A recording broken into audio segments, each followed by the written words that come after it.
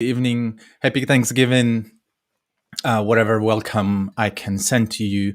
Welcome to Contributor First Stream. And yes, now I'm talking just to myself. Probably not everyone is watching at the moment, unless you're watching the recording. So, yeah, please bear with me.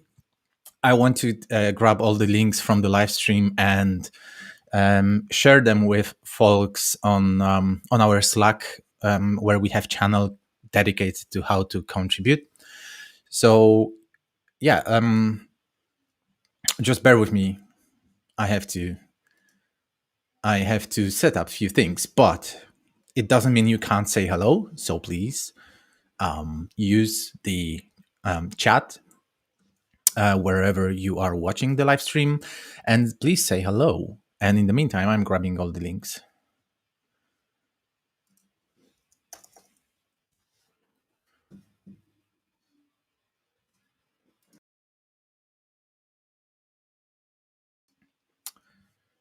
So I see there's one viewer. Please say hello, like I'm saying hello.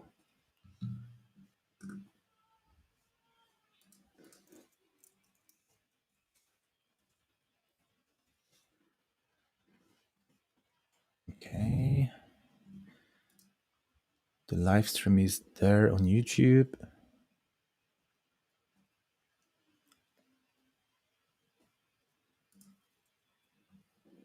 Okay.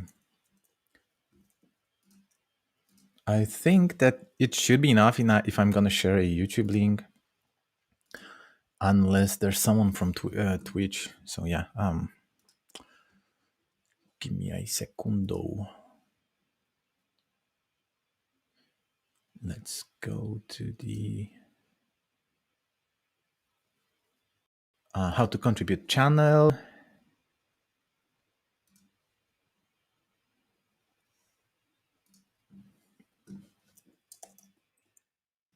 Hey folks, the stream has started.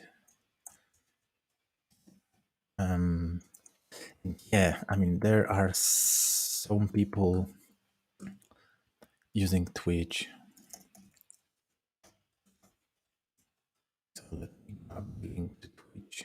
Though it's always the same. That's the thing about the streaming platforms. Like Twitch did it right. Like it's always the same link to the latest stream. Okay. Looks good to me. Let's send.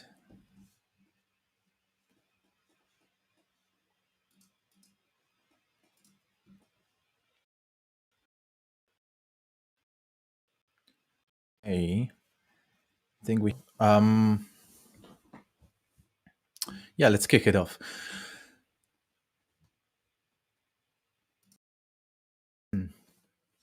Hey, finally somebody said hello.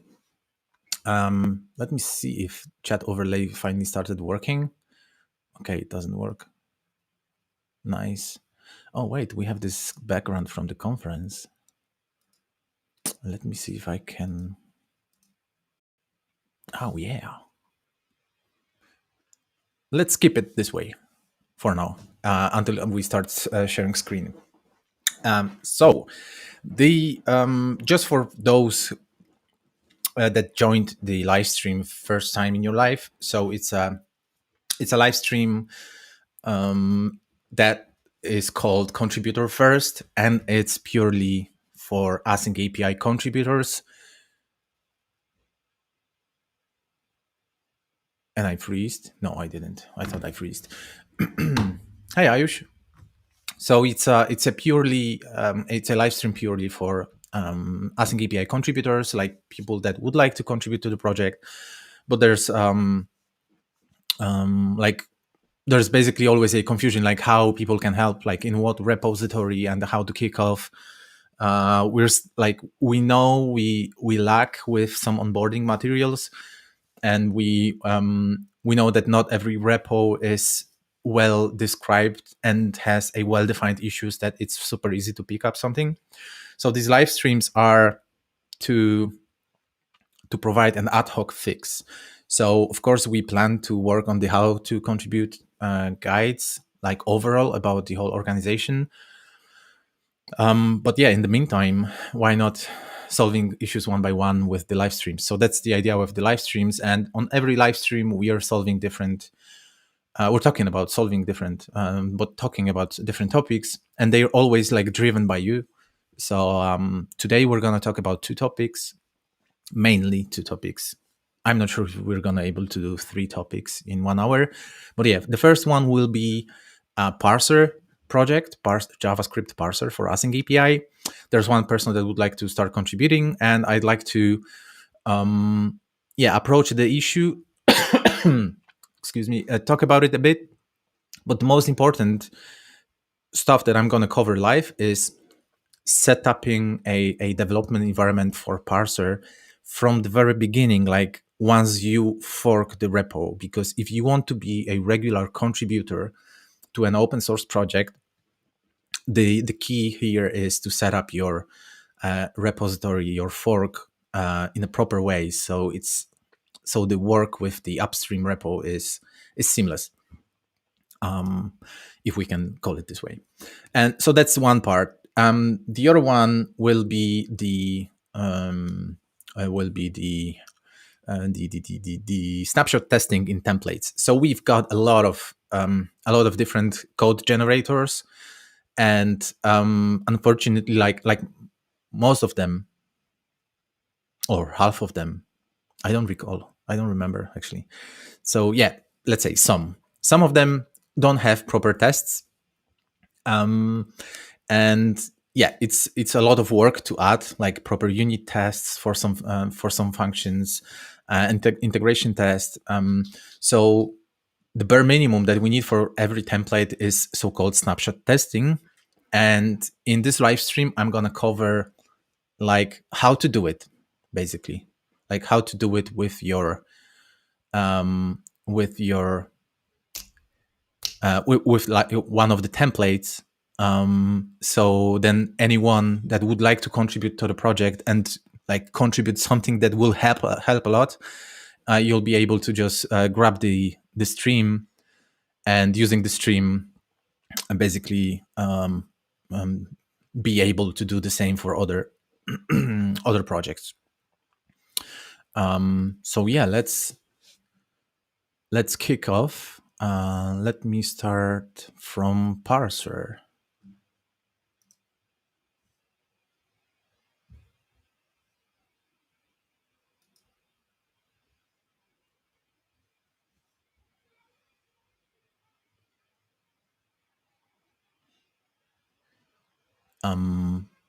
Before I do it, Fran, are you watching me? Because you've just sent me a link to the live stream from Twitter. I wonder why. So please share. But yeah, anyway, can you, like, in the meantime, when I'm checking out my screen sharing, can you drop a message in the excuse me, in the chat? Oh yeah, exactly. It's interesting because I just wanted to ask you if, because I see that sometimes my video freezes, but I think audio is fine, and I wanted to ask you if you experience the same with the live stream. But yeah, I guess you do. But the audio is fine, right? Can you confirm that, like, I'm at least audible?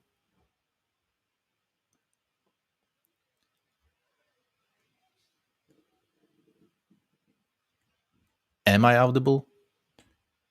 And thank you, Jonas, for the information.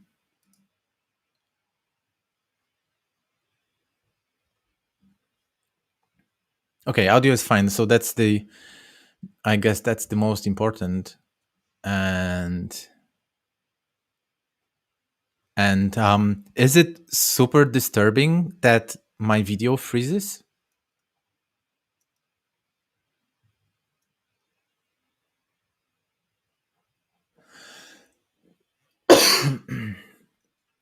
Sometimes the audio freezes as well. Sometimes it does not. Yeah, you're super helpful, Jonas. Thank you. How how could we fix that? Okay, so I'm now in Brave. So give me a second. I'm gonna switch to, yeah. So let me let me switch to Firefox. So give me uno secundo, momento.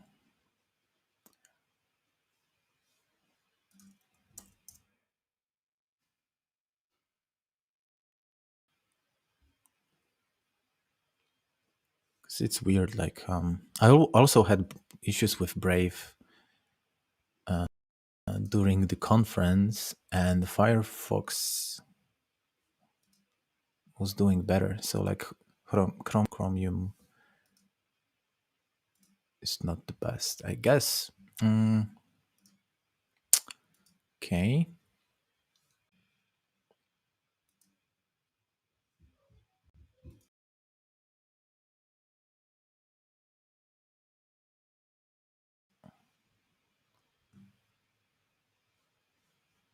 Okay, so I just switched to Chrome.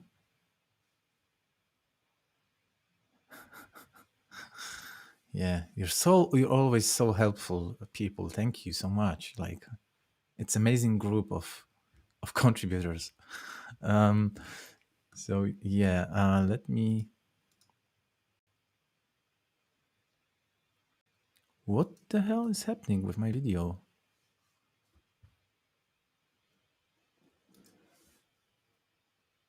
Like, seriously.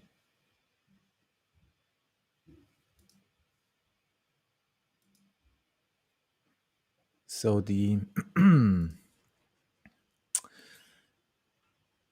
CPU is doing good.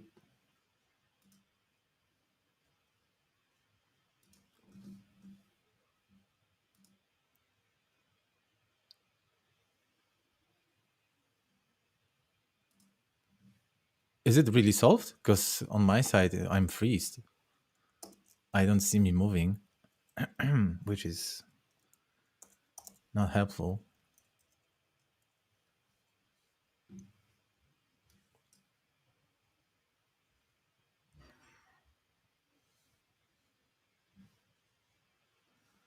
Why it always...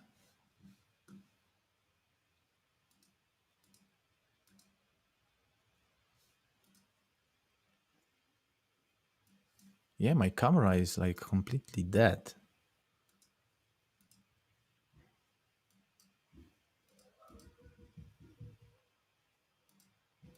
It is really dead. Let me switch camera then. Is it...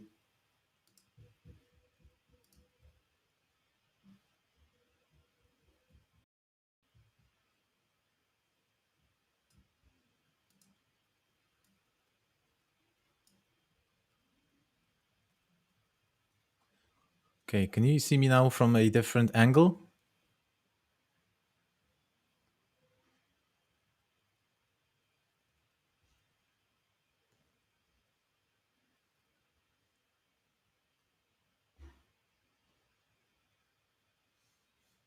Hey. Okay, so you see me with the with my camera. Okay, let me try with Ben's suggestion, and yeah, I mean, maybe restart, like plugging in and out will work. So give me a sec.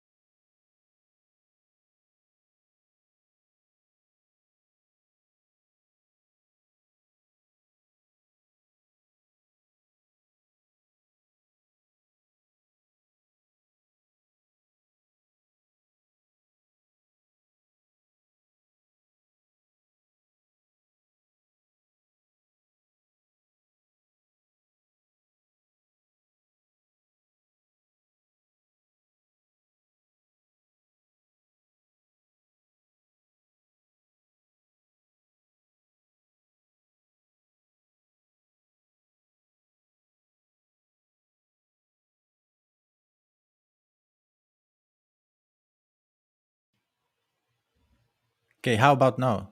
Can you hear me?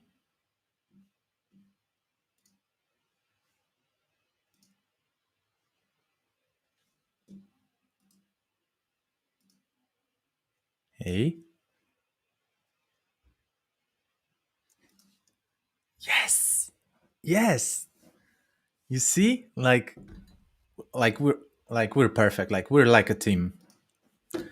I mean, like seriously. I don't let's not talk about parser. Let's try to do some different technical issue and then let's try to solve it together. It's fun.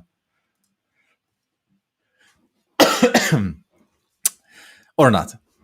So yeah, let's start first topic. And it's already 18 minutes past the start of the live stream, so I'm getting better. So going back to the intro, because not all of you were here, what we're gonna cover now is like kicking off with the parser, but the most important is like setting up the environment from scratch, like how to make it nice in case you want to contribute not just one pull request, but actually regularly contribute. Uh, let me first open Visual Studio Code. No, actually, no, I don't have it yet. So let me share just a screen.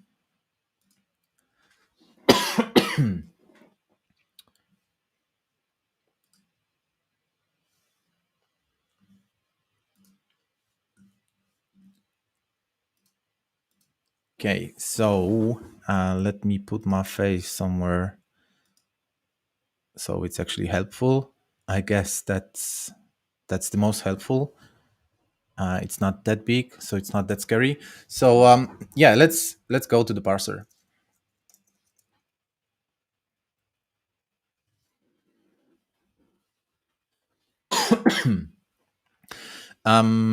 So yeah, let's imagine a situation you want to contribute to the parser or any other repository. So what's your first steps like? Let me hide the logo because it's not helpful now. Yeah. So yeah, you basically have to fork. If you're a like regular maintainer, code owner, whoever you are, we all work on forks. So yeah, let's click on fork. It's fun. Wow, it zoomed by accident, but yeah.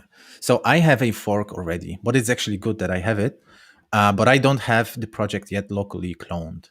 So let's go to my fork. And what we will cover now is setup that helps with this issue that you can see here. So basically how it works when you have a upstream repo, like I was now in Nothing API parser, and then you fork it and it's in my private under my private account, and you have this situation that you like your fork is not automatically updated with the upstream. So you basically end up with a situation that your master, after you fork it, then it's not automatically updated. Then you have a situation that your master on your or on your not default branch, on your fork is not updated whenever there are new changes coming into the fork, into the upstream. So if you just do this, like clone the repo and clone it locally, then your master on your local will always be outdated. Like you to have it updated, like manually, you would have to use this functionality to quickly fetch upstream. That they added it few months ago, I think. So now it's even easier. Before it was much harder to update your fork. So you clone the you basically clone the repo, right? So let's clone the repo. Excuse me for coughing. Okay, so nvm, let me use older node. Okay, so so we're wait, I don't know even where I am. So and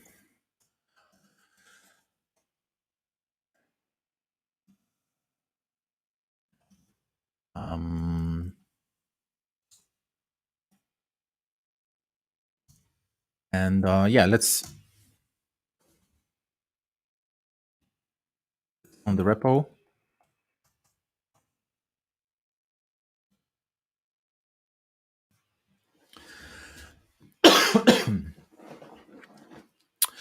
To be honest, I never do it this way, but on the live stream, I need to look professionally that I'm cloning with the command line. Normally, of course, I'm not using command line. That's just me. I like UIs, so I use GitHub Desktop client for Git. But yeah, with live stream, I guess it's easier to present with the CLI, and it's cool to sometimes pretend I'm smart. Oh yeah, Ben, you're gonna love it. Like GitHub CLI is like masterpiece. Like it's beautiful. I love it when when it comes to review of pull requests. It's super handy, really super handy. So yeah, I cloned it. So I'm in the parser JS. So and what's the problem? Like again, let's go to the UI. Let's repeat it again. So when I just cloned my fork, the master that I have here, it's the same master that I have in my fork. So it's again like it's 43 commits behind. So if I would now branch from this master, I would create a new branch, and then I would like work for a few days on some pull request, and then I would just push the branch in my fork and then open PR against the upstream. Oh my god, the pull request would be terrible because it would include the 43 commits as well. So it would be like a disaster. And so simply what you have to do is you have to follow the script that I created some time ago. But yeah, first things first. So let's go to the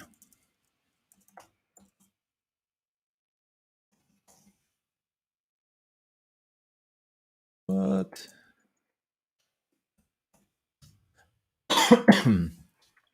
we have. Like I think it's I'm pretty sure it's mentioned in the contributing guide. We have this Git workflow document that I highly recommend to anyone that is setting up a developer environment, because it has two important things. Like first of all, it has instructions like that explain step by step how to configure your fork, the master, like the default branch, the master branch in our case in the fork, to have it follow the upstream master and like be a copy of the upstream master. So when you do it manually, it's nicer to do it first time manually, because you basically learn what's the deal, that like that you're pointing to the upstream, etc., etc.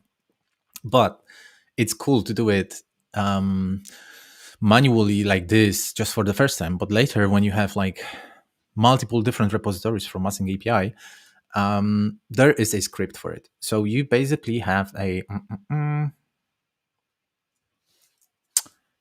have a link here, and you have the script here. So yeah, just grab it to your local. But basically, how it looks like, how I did it to make my life much easier, is that my bash file, I have an alias for my conf fork script. So I basically have this conf fork command.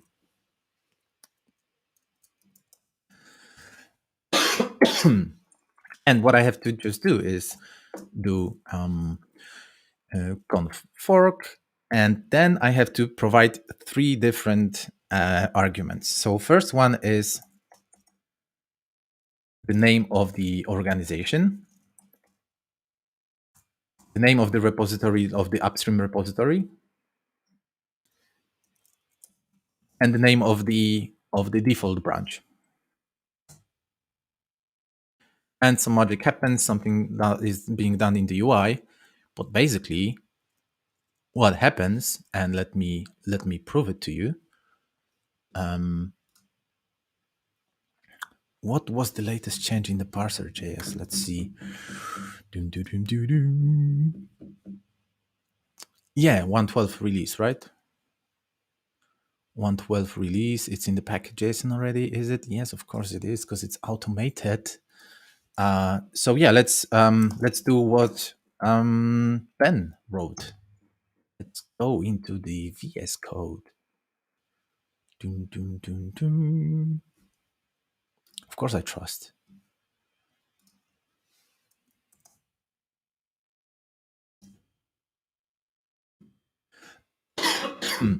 And let's go to package.json. And you see, it's old. What the hell just happened? Yeah, of course, I probably have to do git pull.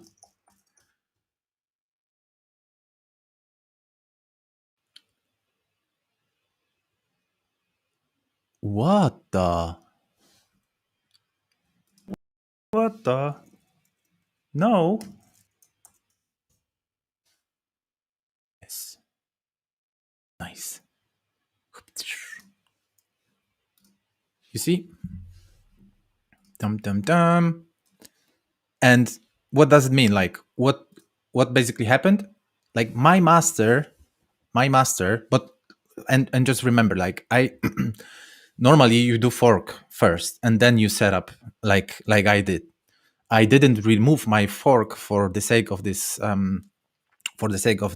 live stream, because I wanted to show you that my fork is outdated. Like what is the future implication if you don't have your local properly configured. But basically what happens now, like my master, like my default branch, yeah, we really have to get rid of this master. Yeah, whatever. So my master is now like a upstream master. So let's say I do now git, I have some aliases, sorry. So yeah, git checkout, git checkout branch, whatever. And now I branched from the master that is actually upstream. And let's say I'm doing some stuff, right? Yeah, I'm working on some pull request. I got it merged. And then if I got it merged into upstream master, then what I do is just check out master, git pull, and it's it. And it's not pulling, from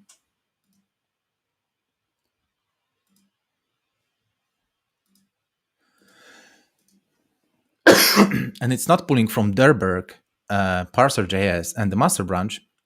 It's really pulling from the master branch on the upstream, so from the async API parser JS. So there are many different ways, as I've heard many say they do it differently, how they keep their fork on local in sync with remote master. But I mean, what's the point of learning different ways if we already like, I'm not sure if every contributor is following the same instructions or you have your different ways of doing it. But some I know follow the same approach and it's working perfectly fine. So yeah. And that's it. Like,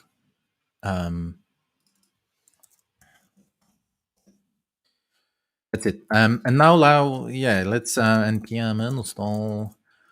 So now let's talk about like, because like until 5:32 p.m. Polish time, now we finished covering like some generic stuff. So what I was doing now with parser.js, you actually have to, I recommend you to do it with any single async API repository that you plan to contribute more than one pull request. Okay.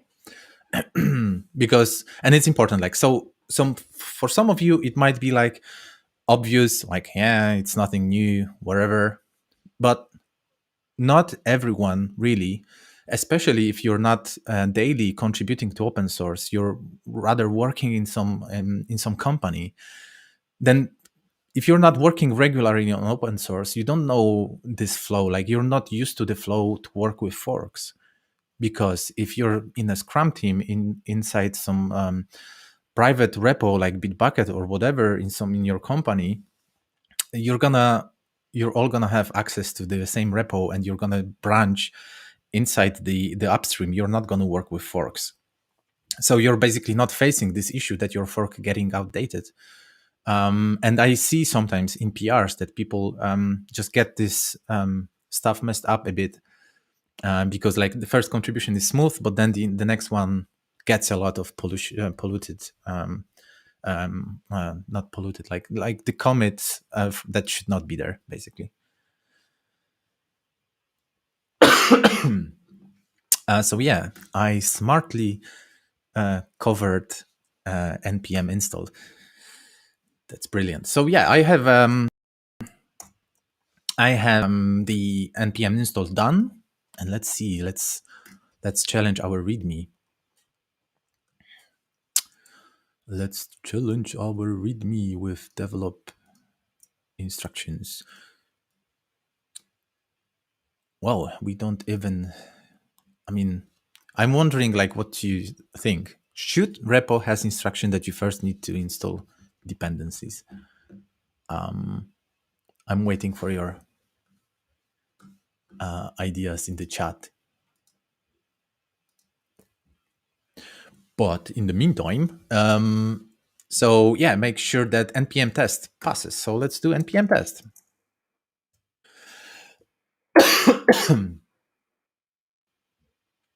And what do you need to know about parser.js when you contributed to it and you run npm test? What different tests run and why sometimes they fail, even though I have not done no changes?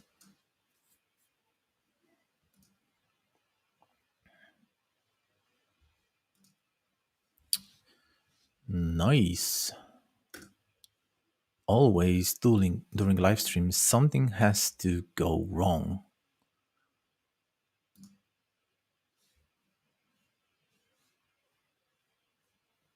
This one is huge. Wait. So yeah, I'm gonna go back into. I'm gonna get into this issue, but let's try to approach it by also talking about the, like, what kind of tests we have in the project. So npm test runs some scripts, and there are 1, 2, 3, 3 different tests. The test lib script triggers a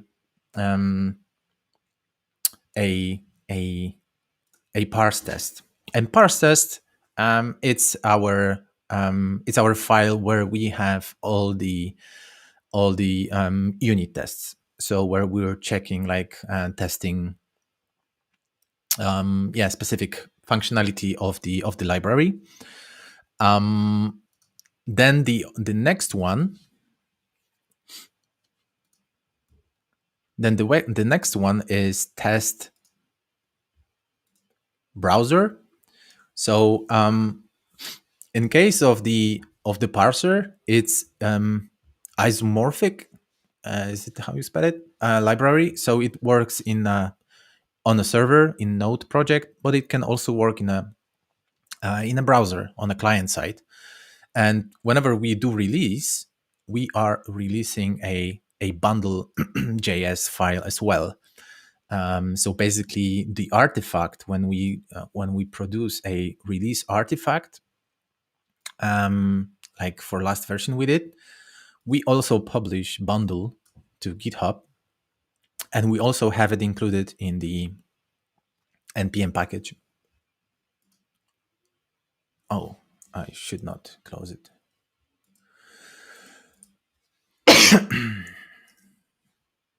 Okay. Boom, boom, boom, boom, boom. And then, so the test is basically starting a super simple HTML file where we are using the let me show you. Like, it's super simple HTML file that uses the bundle. Where is it? Bundle.js, generated bundle.js, and then it's actually fetching the async API file and checks if it's possible to parse a async API document in the browser. So that's a third test that we're second test that we're doing, and the third one is parse from URL, and it's similar to the bundle.js to the browser test, but it's testing specifically. It's an integration test for parser that has this function that you can parse a file from the URL, and it's starting a server with a sample file. So we had 3 different tests, and now let's see. I think the test leap failed.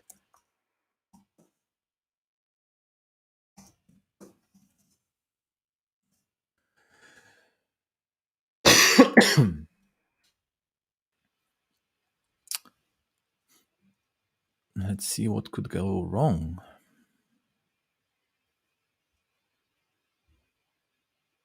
No, it was fine. So was it a test browser?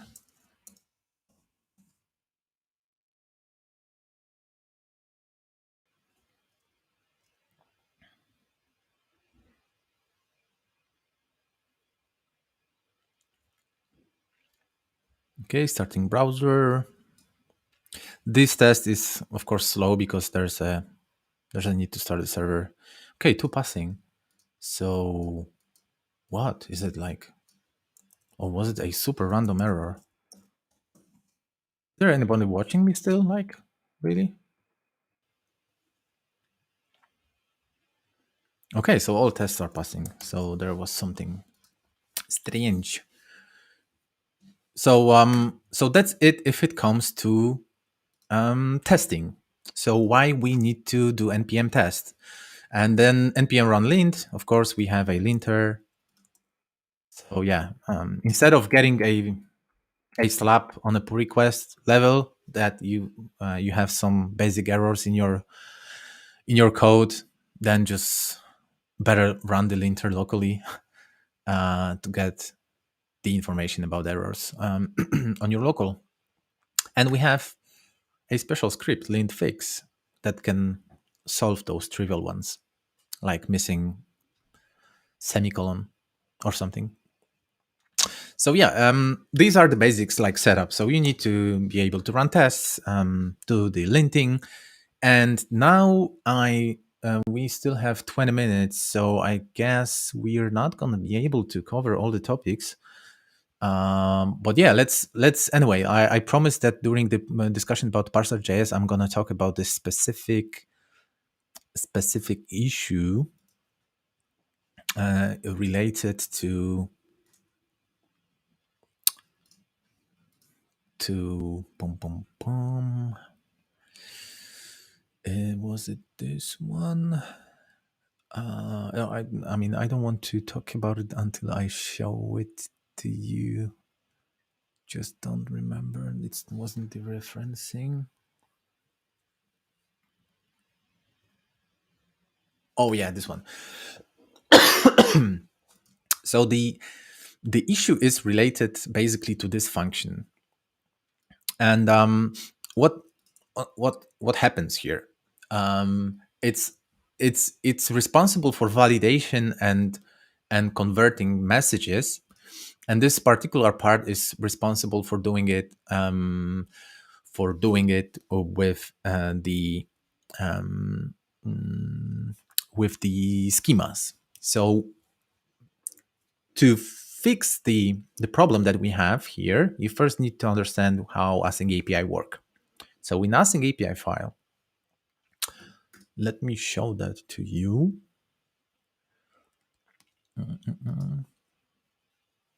No. Let's go to some test YAML files.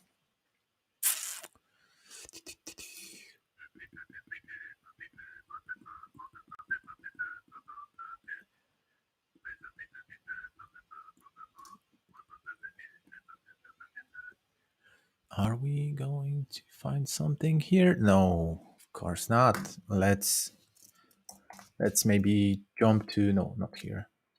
Jump to Avro schema parser. Avro schema parser has for sure a nice example of the async API file. Yeah. Okay, so schema format. So in async API file, when you describe your application and you describe your message, one of the main important things about the message that flows in your out or into your application is how the payload of the message looks like. So yeah, what's the contract behind the structure of the message? And in async API, you can define payload using different schema formats. So like by default, it can be on schema, but you can provide a specific schema format, like for example, Avro schema. And then when we parse your document, we need to validate if your schema is done properly with Avro, and we need to convert it into JSON schema. So later on, this schema can be easily digested by any tooling. So we need to do these two things. Like the parser needs to be smart and understand that this is not JSON schema, that this is Avro, and there's a specific code plugged in that can digest this Avro schema, validate and convert into the Avro schema, validate and convert into the JSON schema. And that's this part of the code. So basically, we are checking the schema format, and then we call a specific parser, right? And what is this parsers?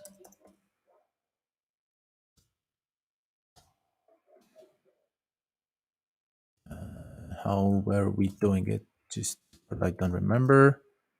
Yeah, we have a function in the parser that before you run a parser, you can register schema parsers.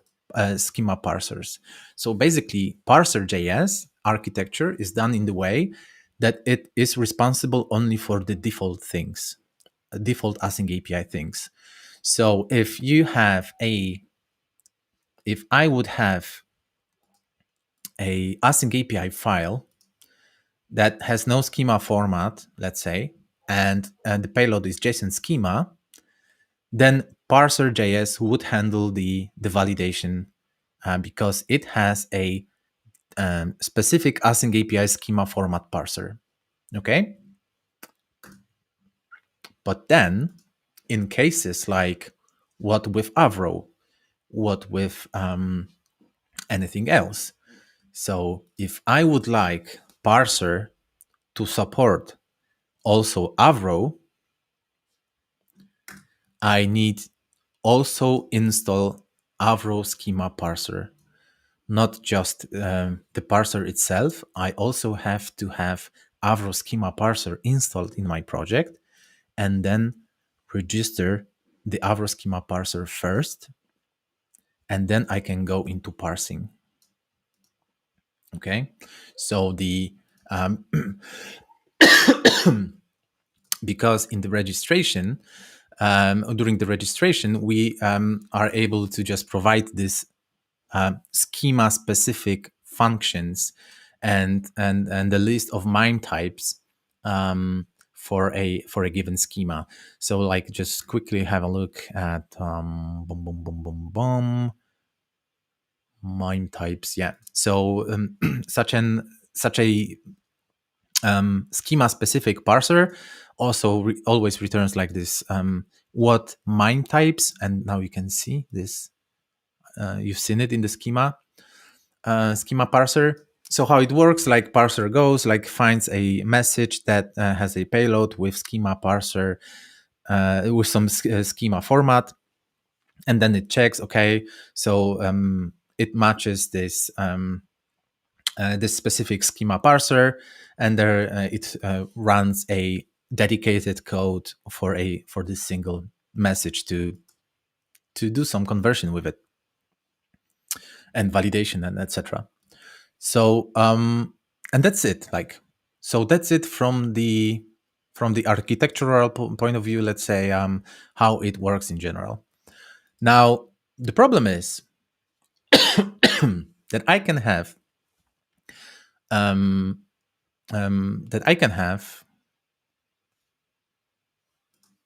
a schema format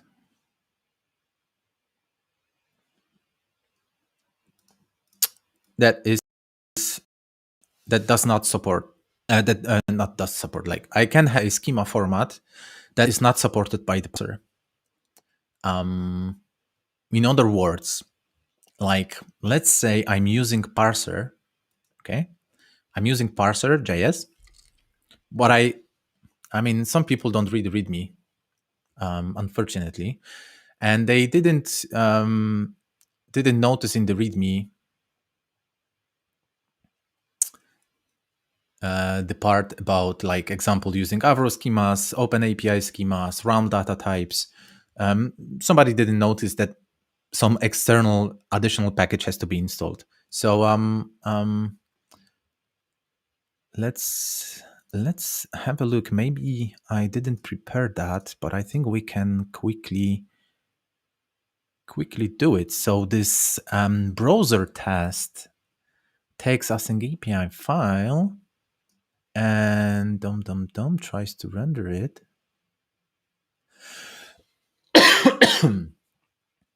Okay, so basically we should be able to do it. Let's take this message.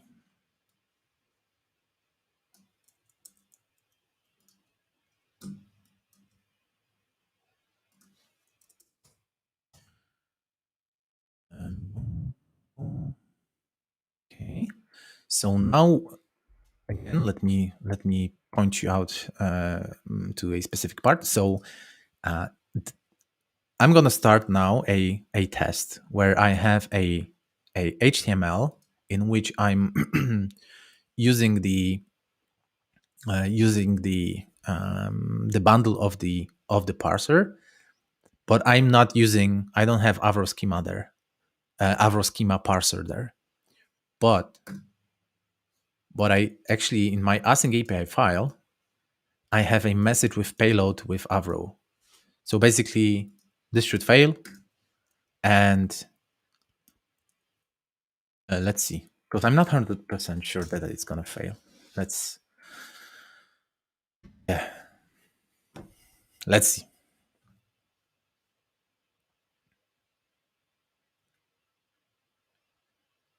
Yeah. Obviously, it failed. I knew it's going to fail. So basically, what's failing here, there are errors coming. And this is the most unintuitive error you can ever have in JavaScript. That something is not a function. So basically, let me go to the code.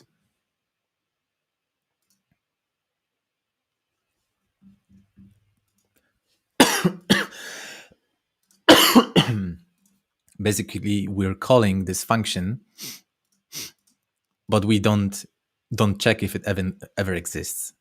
So first of all, the error is completely useless from a developer experience point of view. and it needs a lot of improvement. Like, first of all, we need to check if the function exists, but also throw a meaningful error message, like why it's failing and what's the best solution to solve it.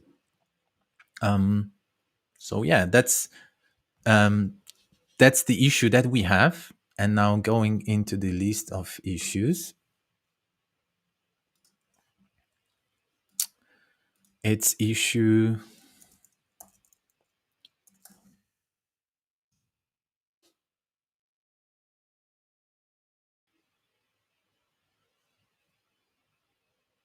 boom boom. Yeah, exactly this one. It's a like all that I was saying, like it's explained here, and I think it's, even though it doesn't seem like it's super trivial, you have to understand async API, etc., etc. But the cool stuff is that there was already work started by Nectarios. Just Nectarios has different things to complete now. He's focused on different things in the project, and he simply doesn't have time to go back to his pull request. So yeah, we had a super lengthy discussion here how this could be improved. He has some code already, so now nothing's blocking you to actually jump in and try to fix this bug. And as you can see, like 3 of us were involved in previous PRs. So when you will try to approach this this bug and fix it, like not bug, it's like improvement. But do it, and we're gonna be happy to help you out on a PR level. So yeah, I hope I think it helped. I hope it helped. And the problem is, I don't want to finish now, but it's 5 minutes. 5 minutes left. But for next live stream, I have already a guest, and I don't want to leave people alone without one thing. So yeah, let's try. Let's see. Maybe my wife will not kill me that I did not finish in 5 minutes. Or you're gonna have fun seeing a live stream with my wife behind me and knife in my neck. So yeah, it's gonna be fun, definitely. So let's go into completely different world now. And this completely different world will be Node.js template, let's say. Excuse me. Pim, pim, pim, pim.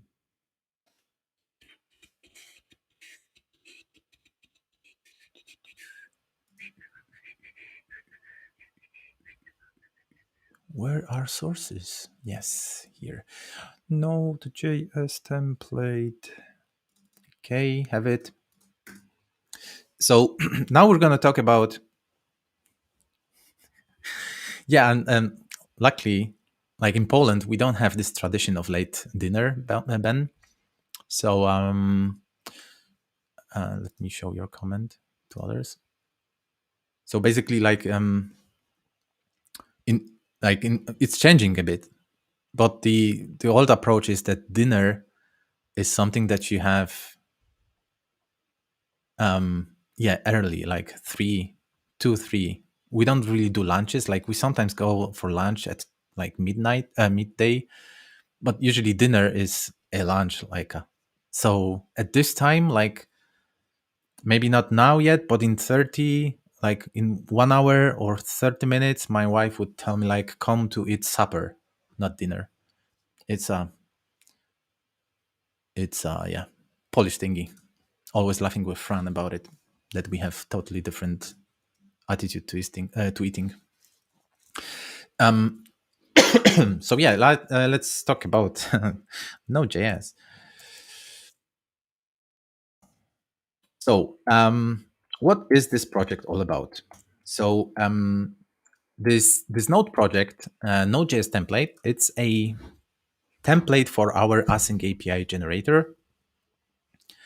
And it's what is async API generator? So async API generator is basically a tool that allows you to define code generators or documentation generators. So projects where you have templates, and when you run templates through the generator injects async API file and some other goodies into the templates. So in the output, you get actually not template files, but actually real files with some real data. I wonder if it's good explanation. But yeah, anyway, that's code generators. And the problem is that we have like this huge amount of projects, like this huge, and we also have many code generators. And one of the best things you could do for the project, if you would like to contribute, is to contribute tests. But these tests should be easy to contribute by anyone. So in code generator, I personally see three different types of tests, like unit tests, because sometimes you have to have some helpers that go through the async API file and pick up some data, basing on if you want to generate code for Kafka, then you need to have some helper, how bindings for Kafka handled and what code will be generated. So you need unit tests, obviously, for those functions.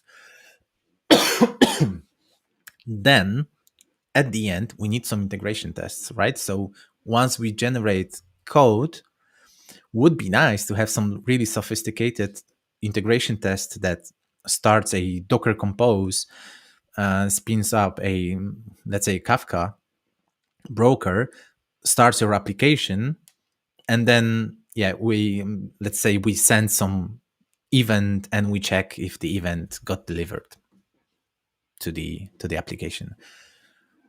This is high level. Like, I don't think we've done these integration tests yet for any project. It's like it can be complicated to implement, and also these tests are flaky tests. Like if you have to depend on some on Docker Compose, like spawn all these environments and then send some events and wait for the events, like you can imagine that randomly they can fail. So it's a huge challenge. So we have a middle ground solution, like not like a no worries, Ben, thanks for being. So you have you have unit tests, you have integration tests, but in the middle we came up with snapshot testing. So snapshot testing, like it's I think it's, I don't know if any other project than Jest is giving it. That's interesting. Would be interesting to know. But basically, in Jest, you have this snapshot testing. So basically, what it means is like it takes when you set up tests, it takes a snapshot of the, like in the test. Let's say we run generator, we generate some application, and we take a snapshot of these files. And then every time you make some changes on a pull request, we can run a test that generates application and validates if the structure of the files didn't change, if they're like accurate, and nothing got lost because of the changes in the PR. So yeah, let's and I'm gonna cover this part now during the live stream. So how to contribute to the project and the snapshot tests. So the ultimate goal is I'm going to open APR, right? Let's do it.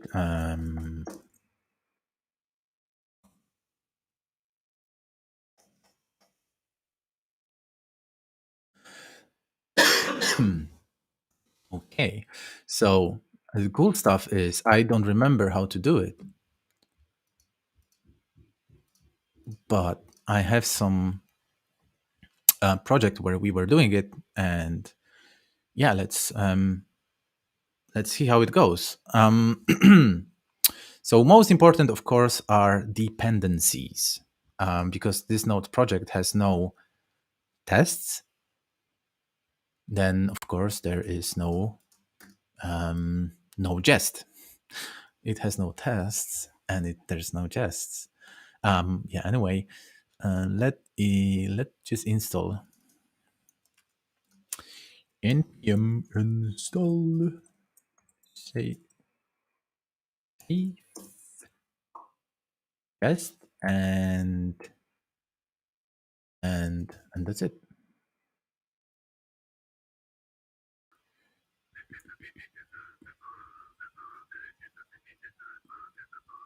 Oh yeah, I'm so smart. Of course, I install it as a main dependency.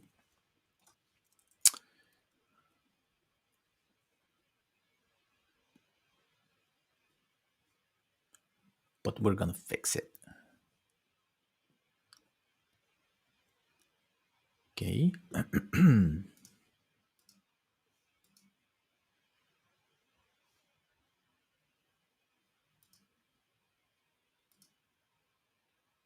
Wrong package JSON.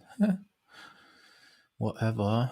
Yeah, div dependencies, just installed in the wrong location. Sorry about that. Moving it here.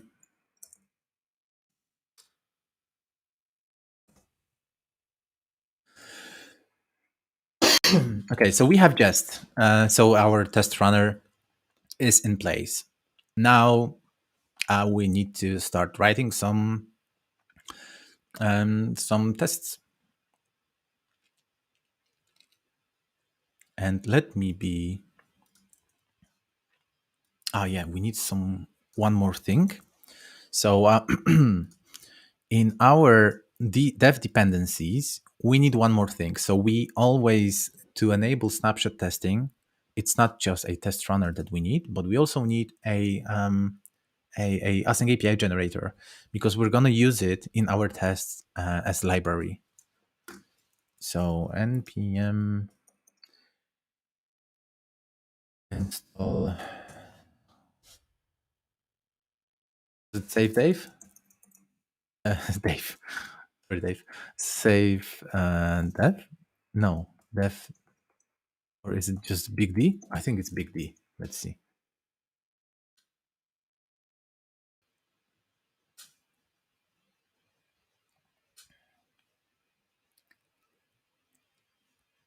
How is it going?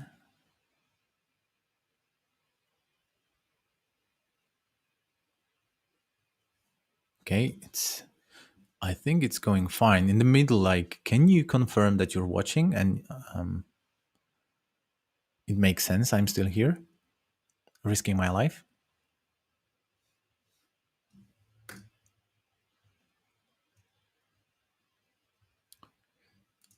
So yeah, you can see that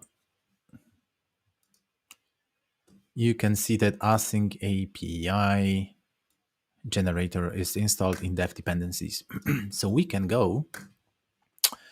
Let's remove this, and we can go and create.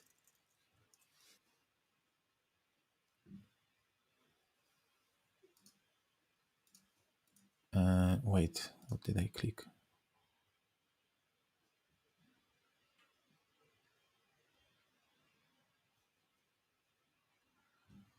Oh, test. And yeah, let's for now, let's call it integration test JS, because in the end it's integration test. We're not checking a specific function. We're running entire generation, and we're gonna make it easier. I'm just gonna copy a simple test from one of the code generators, and then let's modify it live. And I'm gonna talk about parts of the code. Okay, so bear with me. And also, like, by the way, you did not confirm in comments that you're watching, so please do it. Please.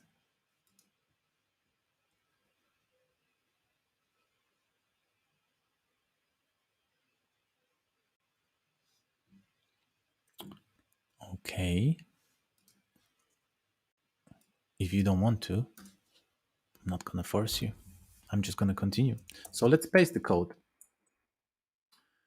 paste the code. And what we have here, we are going to use path to resolve paths, of course, generator, because we need async API generator.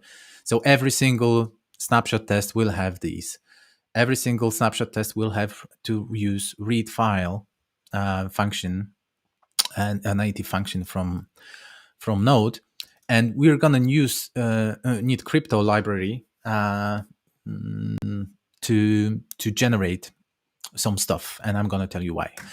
So basically, first is to define main test result path. So to we have to have a place where we can generate the code using a Node.js template, because the generated output we're going to have to check against the snapshot, and we need to put it somewhere. So we want to put it in in test folder that I created, and there's going to be a temporary folder with some subfolder that indicates the integration tests. And the most important in our test is this generate folder name, because every single test you have to be 100% sure that if you run locally npm test 20 times, it's always going to be green or always going to be red. So there are no false positives. So basically every single test run have to go to a subfolder with some generated name. So the next run will go into another subfolder. You know what I mean? So that's why we're doing some magic here to generate the name of the folder. Then it's an integration test, so you end up with some timeouts with Jest. And what we have here should generate application files using the Solus binder. Of course, that's a code I copied from Java Spring template. So we don't really need to check Solus binders, because there's a Solus protocol is not supported by Node.js template. So what we basically want to do in the first test, we don't want to go that far. So let's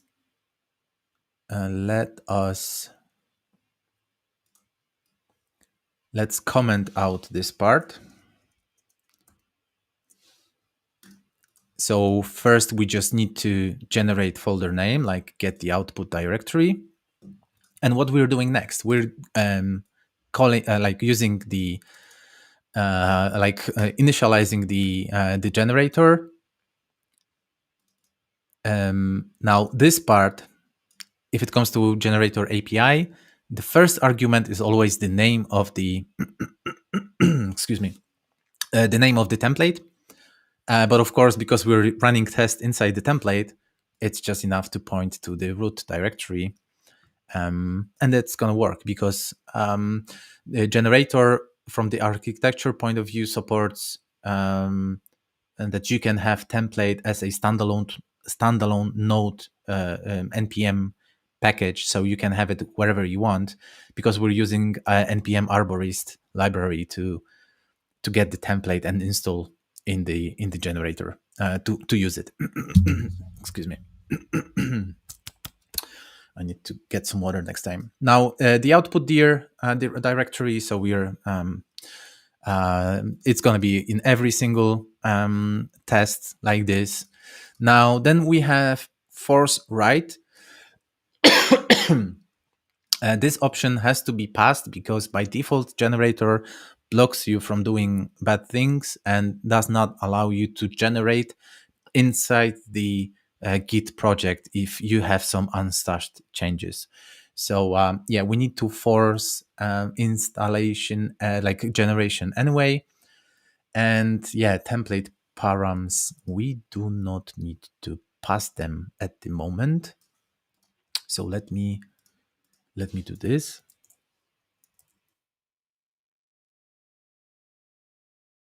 Let's comment this part out, and here we just do this.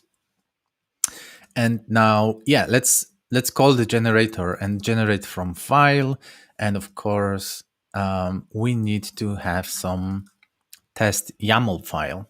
So let's see. Let me stop sharing for a second because I don't know what I have here in the file. No, this should be removed. Okay. Some secrets were there. Luckily, you could not see it. So so yeah, that's also something that should not be here. So we need to get some YAML file, some test YAML file. Do we have already mentioned that in the README? I think we have. I was improving it some time ago. Yes, streetlights. So I think the official streetlights work here pretty nicely.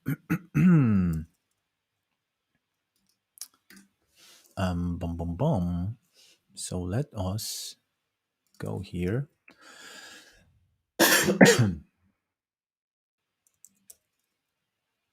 Go grab it and put it.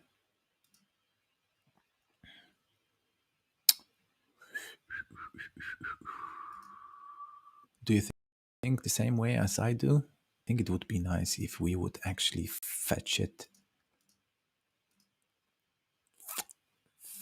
from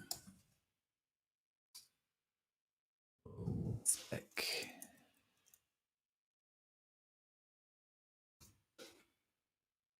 What? Where is it?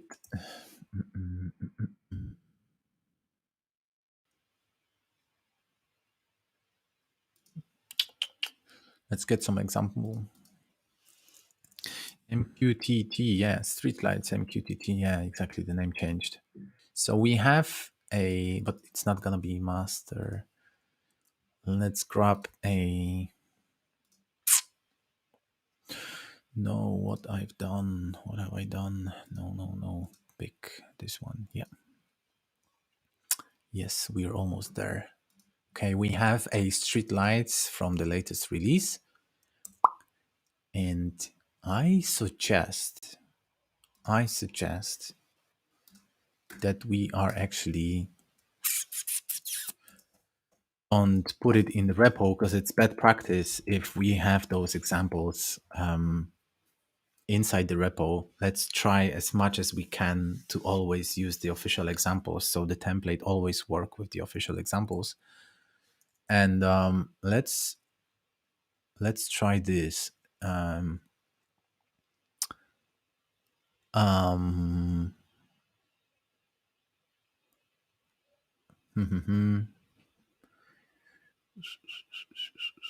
to name it, like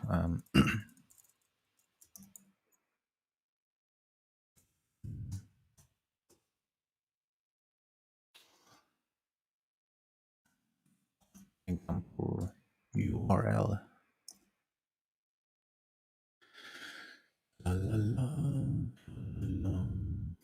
Okay, and then we will use fetch.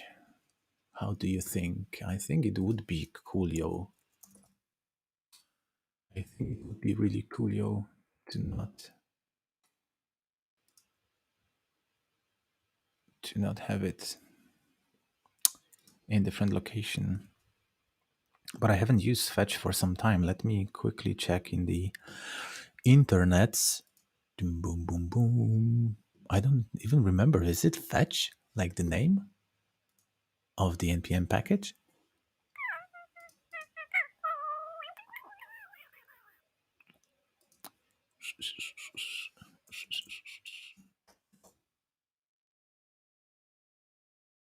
Let's try npm install save. Oh, also test for tests only, so it's def dependency. Oh, I don't believe it's just. Is it as easy as fetch? Jesus, GitHub. My memory is best.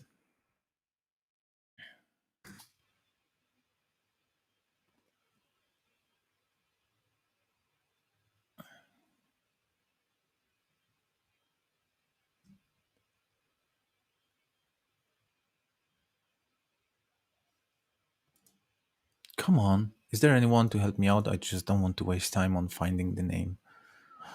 Please.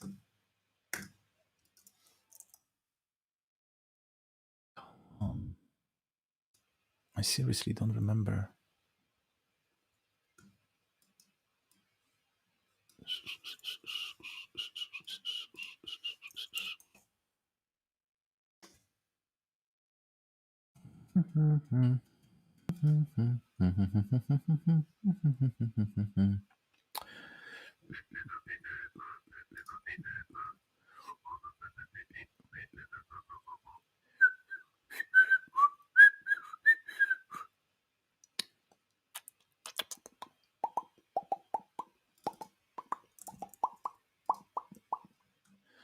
La la la la la.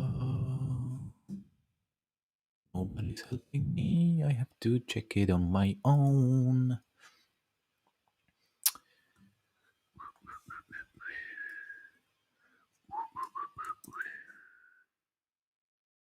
Ah, no, there's this request package. Well, let's use it. So we have to have another dependency here. Use it in the test because we will have to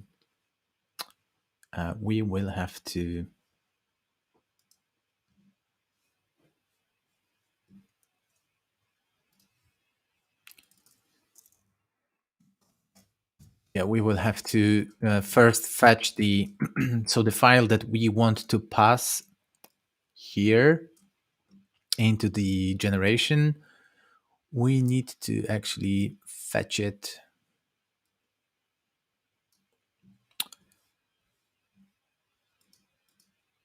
from not here from example URL.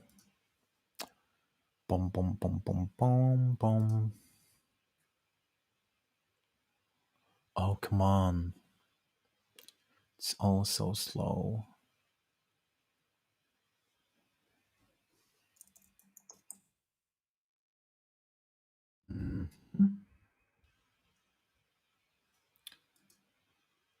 Oh, really? The original package does not nicely. What? Oh, wow.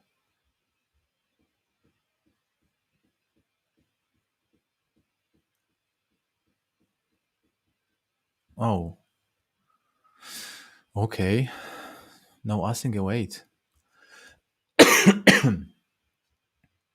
Hmm. Hmm. No, I refuse. I refuse to not use async await. Let's try to find an alternative, even though it's a waste of time during the live stream. Of course, I have to do it other way around. Excuse me. But I refuse to not use. I. Oh my goodness, that was the name. I'm getting rusty. Request, remove request. I don't want to use it. I want to use npm install d node fetch. That is what I was looking for.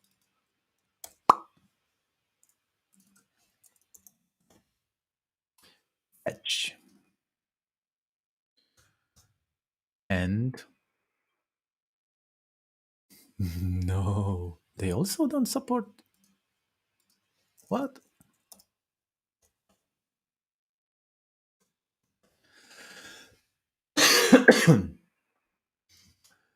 This is terrible. This is terrible. Oh, of course they support. Okay, so fetch. We are at home. So we have in our test. In our test, we generate. I don't think I like. Not sure how you folks, but I'm used to having capital letters when we talk about global variables, but not for local in case of tests. Let me do it my way on the highway. Okay, up here. And then the next one is comes like since ile. And here we're gonna do wait fetch and what is it? Yes, URL. Okay. But then we will have to grab the async API file and pass it here. But we need to grab no. And now, yeah, it's JSON, right? That's what docs say. No, it's actually, I think we should actually use text. So we are generating from file. We have, no, it's wrong location because it is in the generated. Should be this. And let's remove this. And let's actually, I don't know actually what's going to be generated. So let us just make a test. Let's run the test. Oh, no, actually, no. There's no test, of course. There's no test script. There's no test script. I mean, there is a test script, but there's a fake test script. So yes, let me excuse me. Let me copy it and not write it from scratch. I'm a typical copy-paste developer.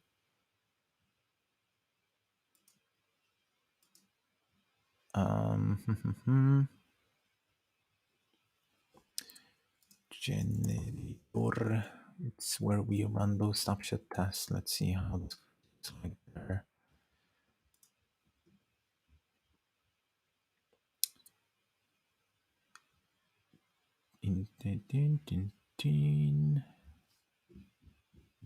What is it? Just would it be just Jest?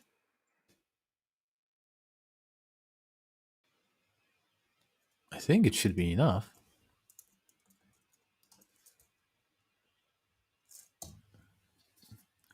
Let's see what I'm missing. Boom, boom, boom. Template. What? Like seriously? I have an error in my package JSON? What?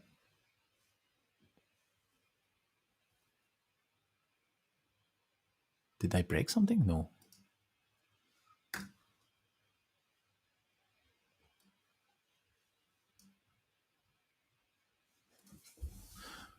No, come on. We were messing around with dependencies, but everything is cool. It's cool.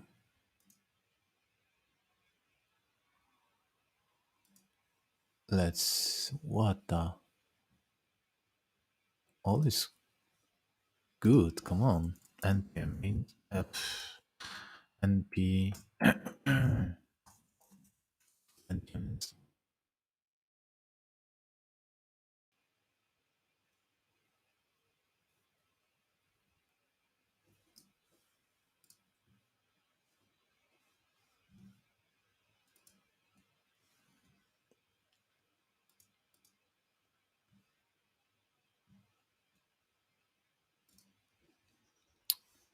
Okay, so if installation went through, then there should not be any issues with package.json.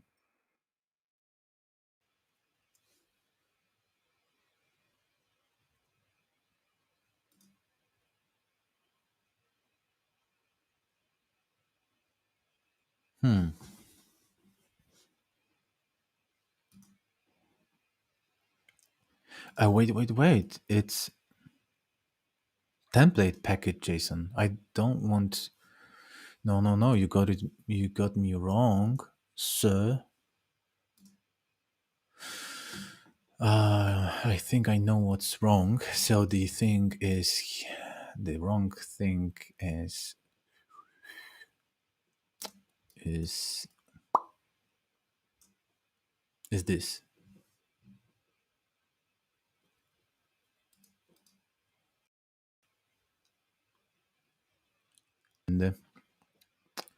And it's because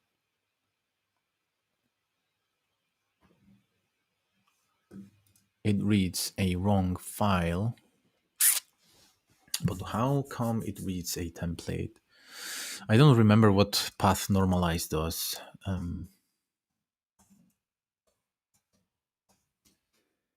What is it doing with this slash back? It gets rid of. So if you have too many. But yeah, I definitely prefer. Excuse me, but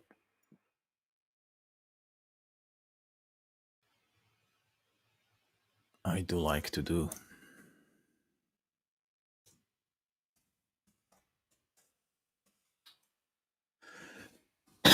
Excuse me, to figure out what's wrong.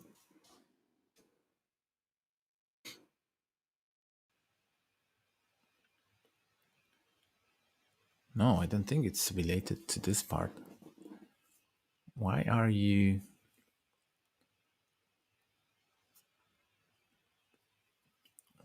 trying to use template package.json? Like, this package.json is by default broken because it's a template file. But you should not go into template.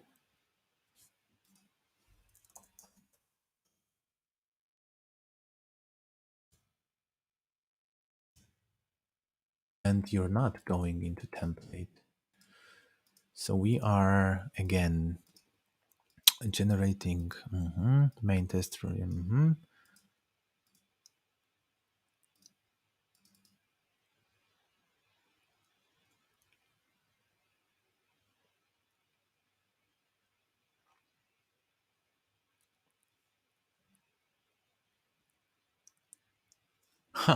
Let me check with one template.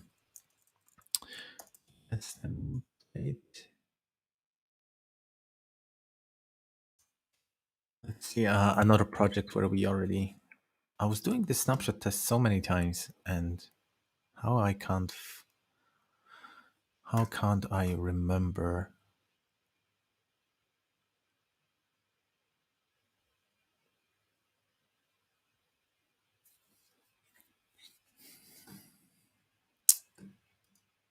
HTML template? Where did I add it? No, there we have only unit tests.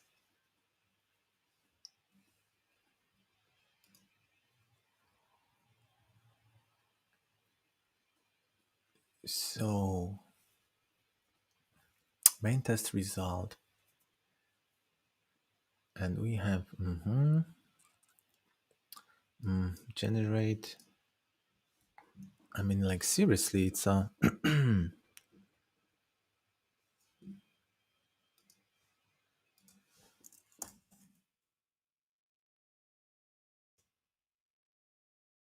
it's some serious stuff. Why it happens here in this project?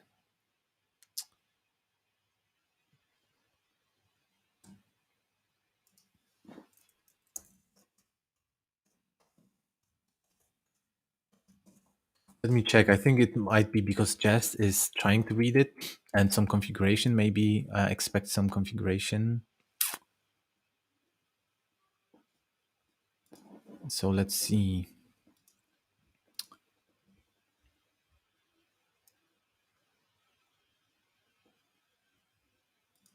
Jest configuration can be defined in the package.json file and in project ready config.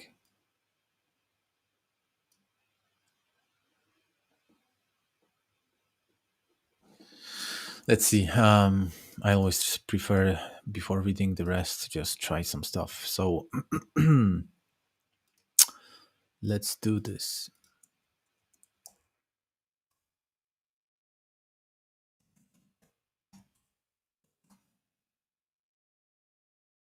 Oh, those options they're not in package.json, right? No, it's package.json. Okay. You think it's gonna help? I don't know.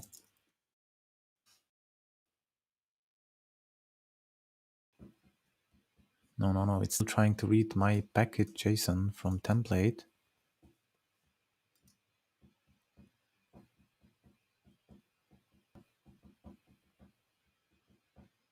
What the?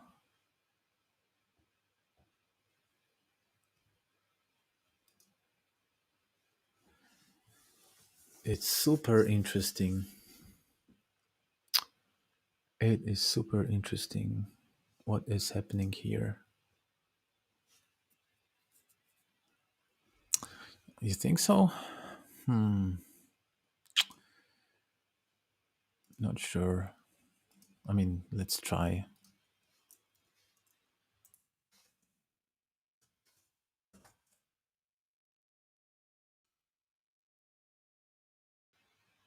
No. I mean, when it actually happens, like the problem is there's not like zero, but there's a Jest. I see Jest. I'm pretty sure it's mainly like I mean, I can bet that if I console log something here.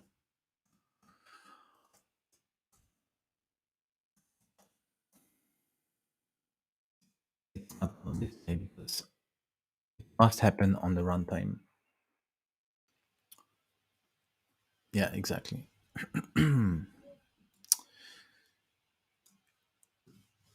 So it ignores my config.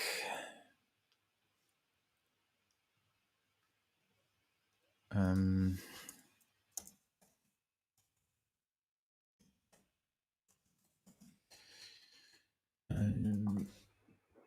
let's see how to make sure that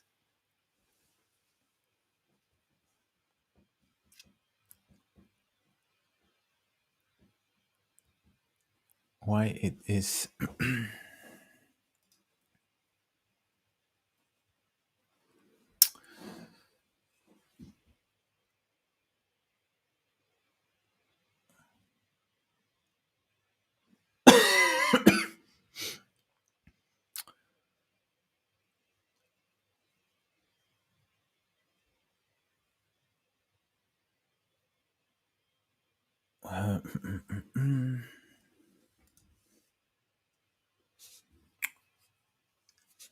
okay, there's nothing, like seriously nothing there.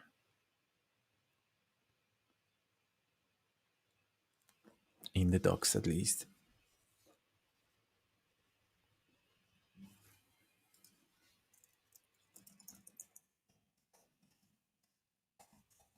I don't want you to read package.json at all.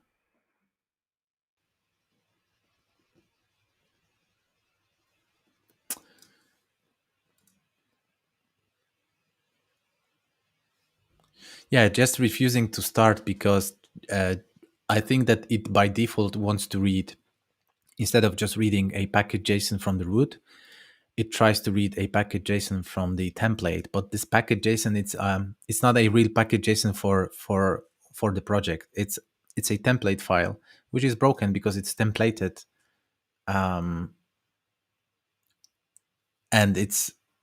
then it goes into output with some predefined settings, because at the end it's a code generator for Node.js project. So I'm just now trying to figure out how to make Jest ignore package JSON. I'm thinking that maybe I should just add some file that is called jestconfig and put some config there and then use it, and then maybe it's gonna ignore package JSON.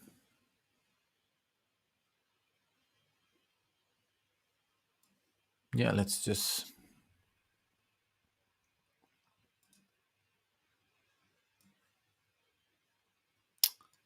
do it. Let's see.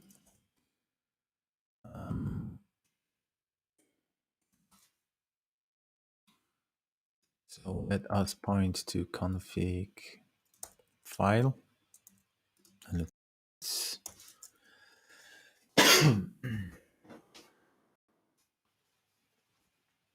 oh, I really don't like you. I really don't like you.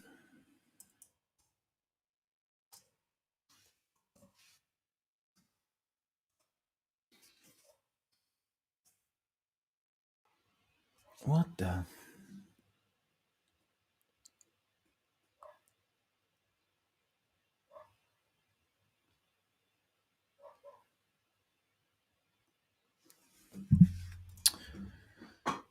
Come on, like there are many people using monorepo. I can't find any answer on how to make this work with, because it's basically like a monorepo.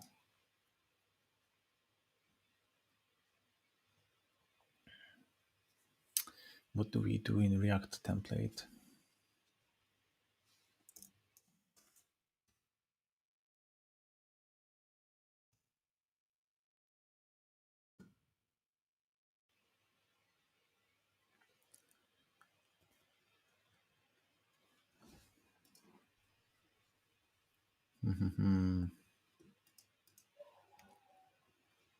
Library.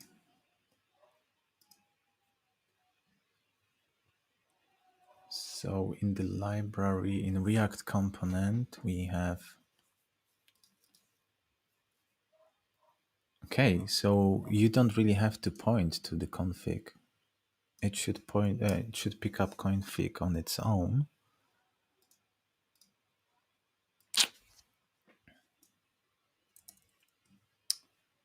And what we have there.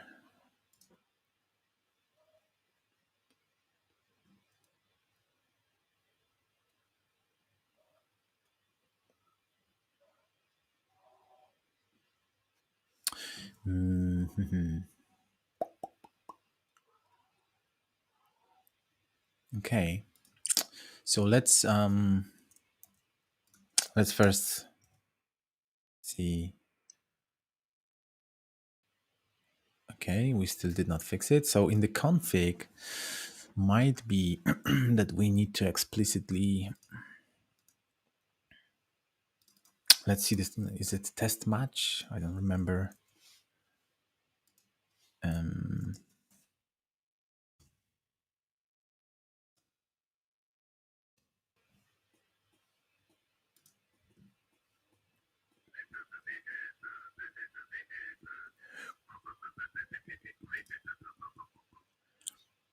Because maybe we just need to point a specific test files.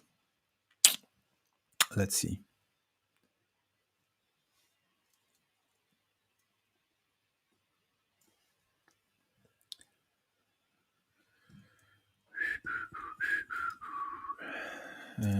Just test match.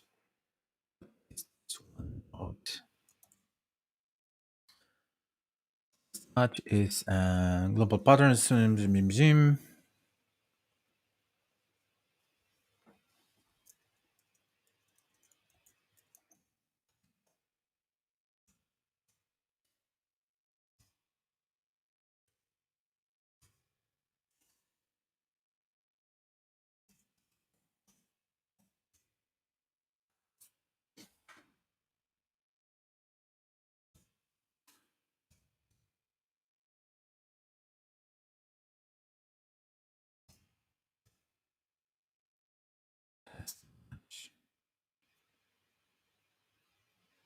Okay, so basically it should be,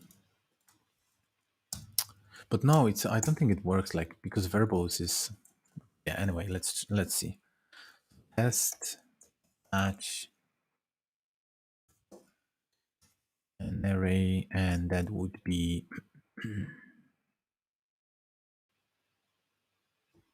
something like this. Test this.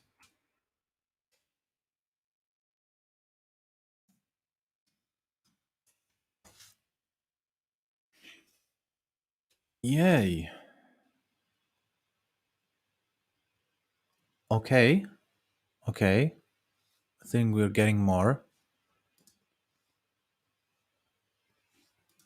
So we have unknown option.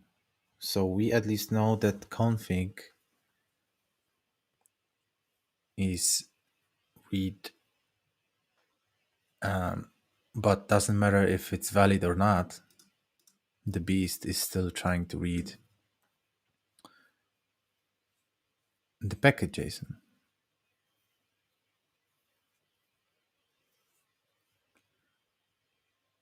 which is not cool. Which is really not cool.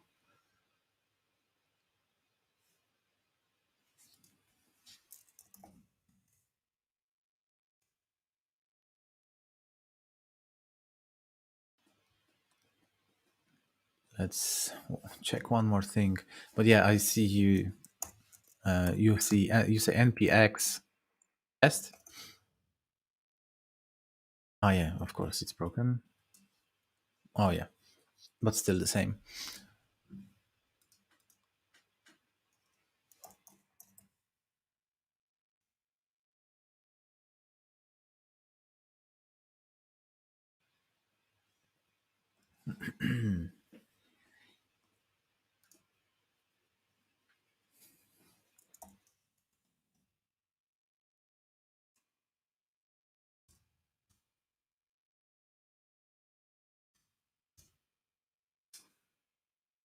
Ay.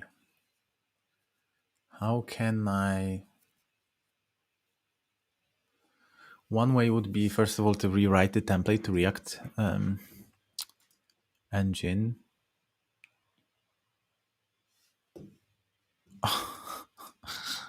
Test March. Oh my god. Thank you, Ayush. It's time to finish.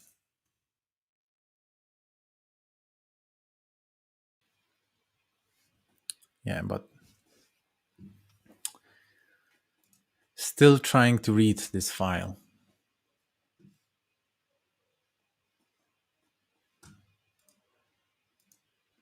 which is very, very bad.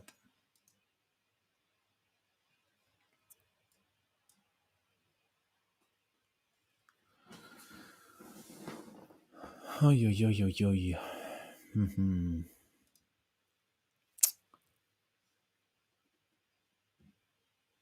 Let's try another round of Googling.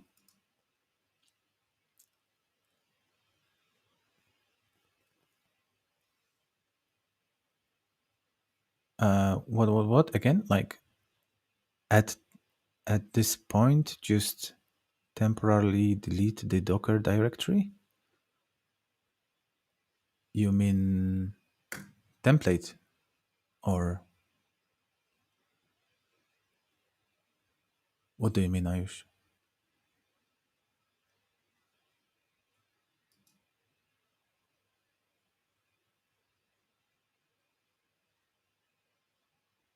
I mean, we can, I mean, basically for the sake of this,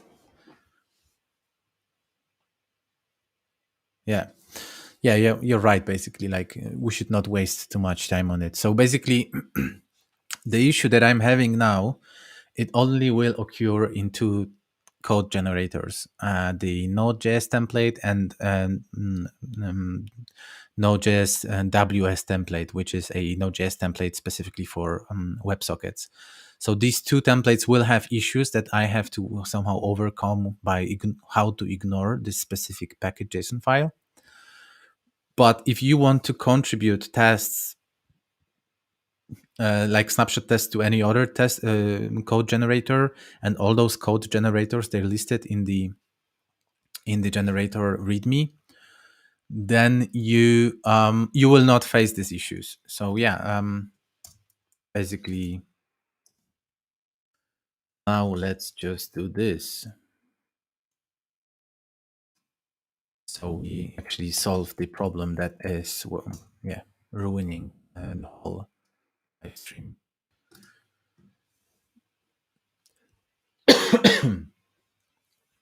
Yeah, and we don't actually need Jest config at all, of course. Thanks, Ayush. That was good. That was good, actually. Idea. Okay, so we're running the tests that we already have there with those console logs there. Something, yeah. Finally, we're getting some logs. And then what else are we getting there? Yeah, we don't need this console log either. And the problem is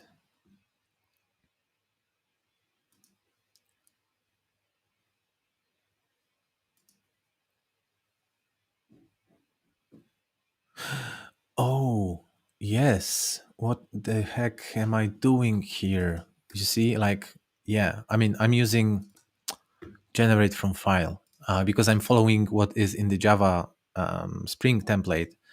So because they have a specific specific example with Solace binder in there, then yeah, of course I'm not reading from file. I need to just I need to generate from string.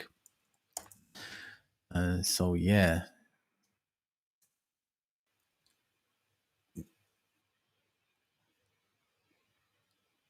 So boom, boom, boom. Let me do this. Generate from string. Should be good. Let's try again.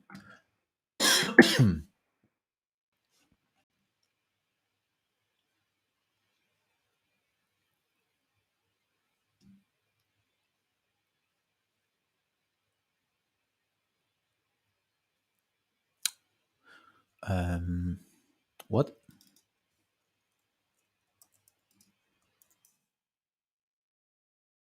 Parameter async API string must be a non-empty string. What?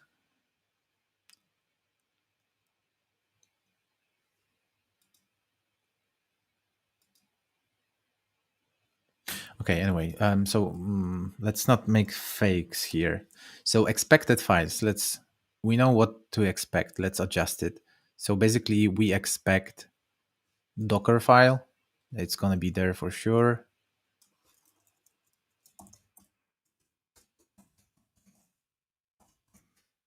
And readme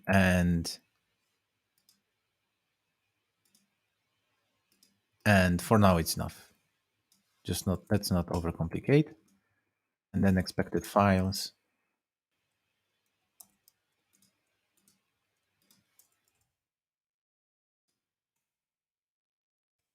Okay, so we're reading those files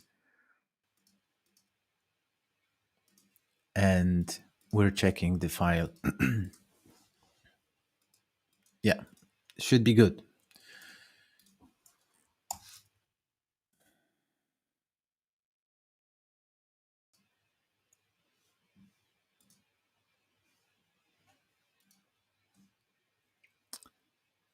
Okay.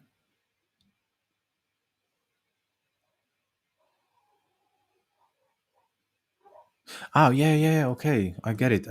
It's basically this stuff doesn't work, I guess, as we expected. What?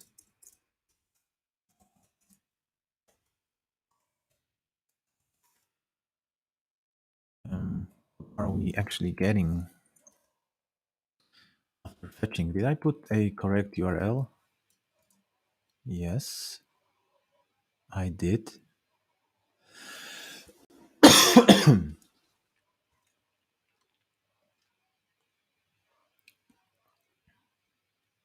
And I get a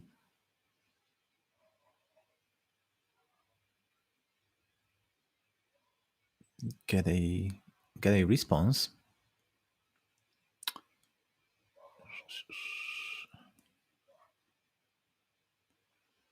Now, why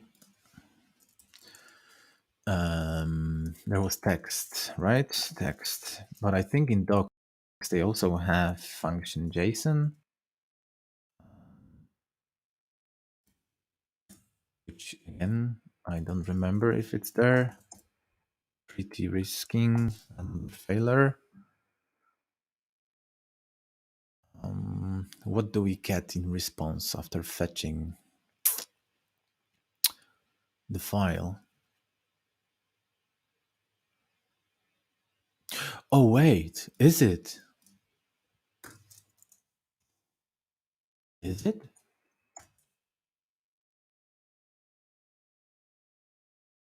Is it promise, really? Oh, that's interesting. Okay. That's interesting that there's still something happening there behind the scenes. So yeah, let's do it. As promise, the parser, if it doesn't like it. Okay, now we finally are getting some other errors, which is missing parameter server. Yes, we are finally there. So the error we're getting now is really related to what? Related to the generator. So we're using async API Node.js generator, which has a specific generator related configuration, and it says that there's a server parameter that is required to be passed. But first we need to pass a proper server. I need to check. I don't remember. I think it's gonna be production, but yeah, production exactly. So let's do it. Let's do it. So let's uncomment this part.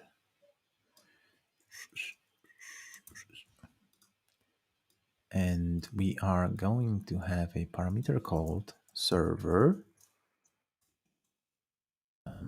Server called production, and then we need to template params pass as well as one of additional options. So get rid of this comment. Pick Java yakta lala. Oh,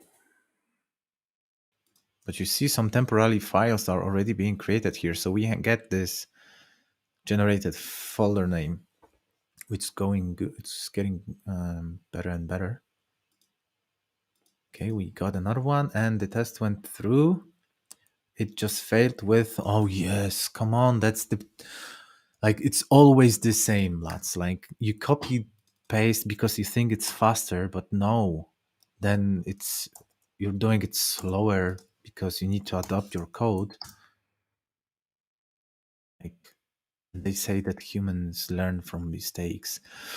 Yeah, but anyway, we already see one improvement we could do. Like, the thing is that yes, snapshots got generated. Like, yes. Yes. Yes. Awesome. But yeah, before I continue more with yeses, the most important is that, like, you see, what's the problem is that the problem is I'm gonna have, like, as long as I work with the project, I'm gonna get a lot of those generated folders. So to not make the stream longer, like, just just remember that you have to add a additional actually, why wouldn't I do it? I'm already doing a stream 1 hour longer than usually. My wife will divorce me anyway, so let's go crazy and take it to the extreme. So the best package I know that help in such situations is, I bet you know it already, npm install what no rimraf. Rimraf is a CLI for deleting files. So we basically need in a package JSON,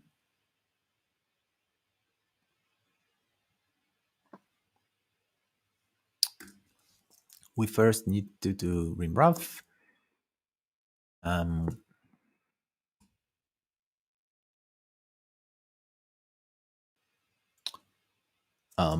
Just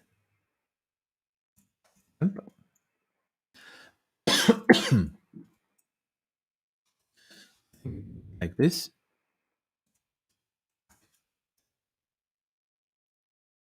Oh, come on, no, stop it. npm run test. Now this should vanish. Okay, vanished. Perfect. So we have cleanup. Like, of course, best is always to have test cleanup script and then just call test cleanup first and then just. But that's the first tests we're getting here. So I don't think we need to be really granular with scripts from the very beginning. But yeah, the most important is we have it working. So the most basic example, so you see except of just the files that were generated, so you see like a real project, like you see this, like the package JSON is no longer broken, which is nice, and some other files got generated, which is a huge success. But also the good stuff is that we're getting this snapshot, and the snapshot basically holds the content of the files that we are assessing in our tests. What does it mean? So let's go back to the test. So in the test, we're checking snapshot of the Docker file and readme md. And let's see, let's say you are let's go into the template. Let's go into the template and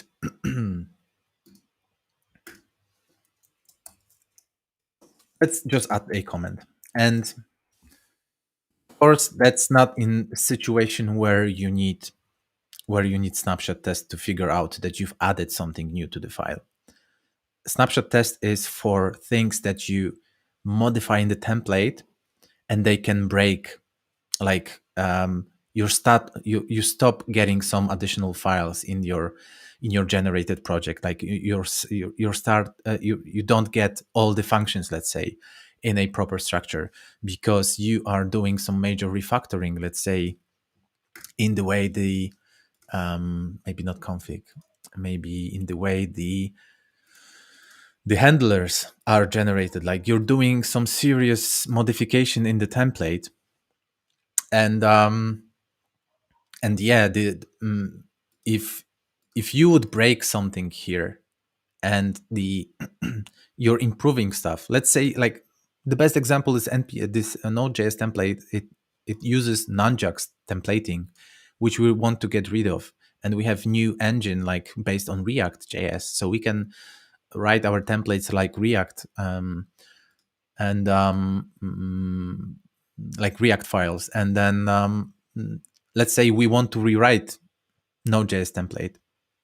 So we're making a lot of changes in these files, these templates are dramatically changing, but we want still to have the same files generated, right, with the same content.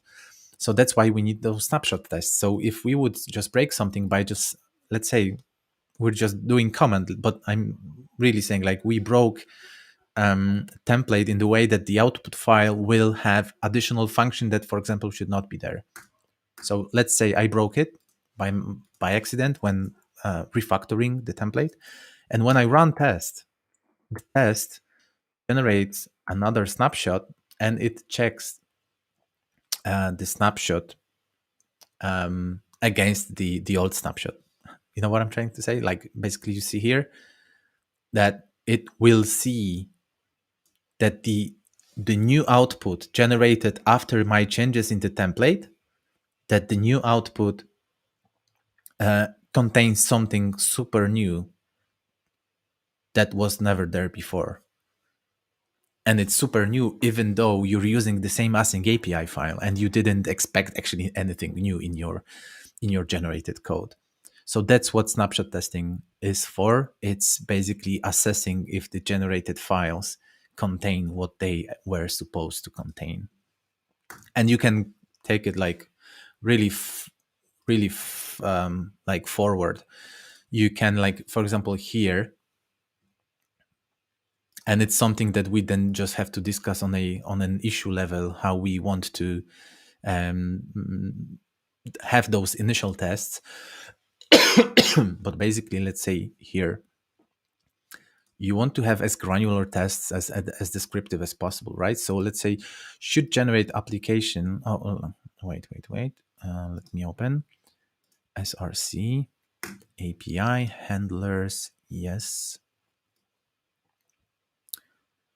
But maybe not handlers, something much easier.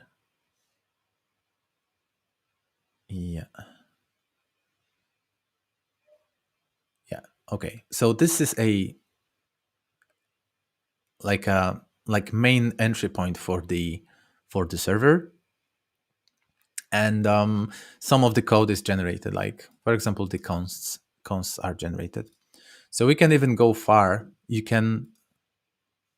You really want to, damn it. So Dockerfile wasn't a good example because Dockerfile usually doesn't change much. But in your test, you definitely want to test a and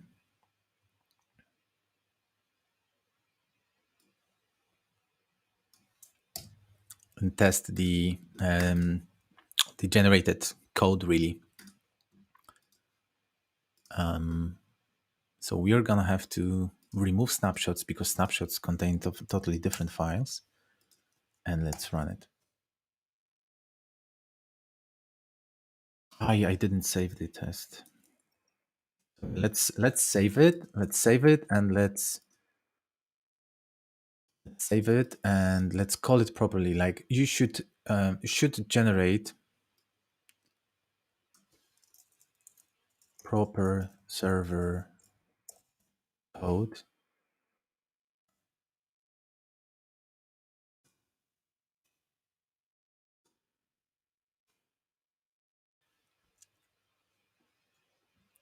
Okay. Snapshot is done.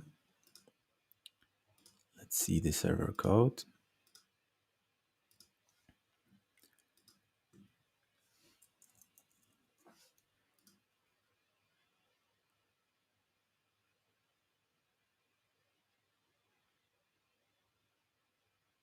Okay. So generated, and let's see. Let's say I go now into the template, and I have some template here, whatever. And let's say, let's remove some dependency. So my test should fail because they will notice that generated server file does not contain one of the dependencies.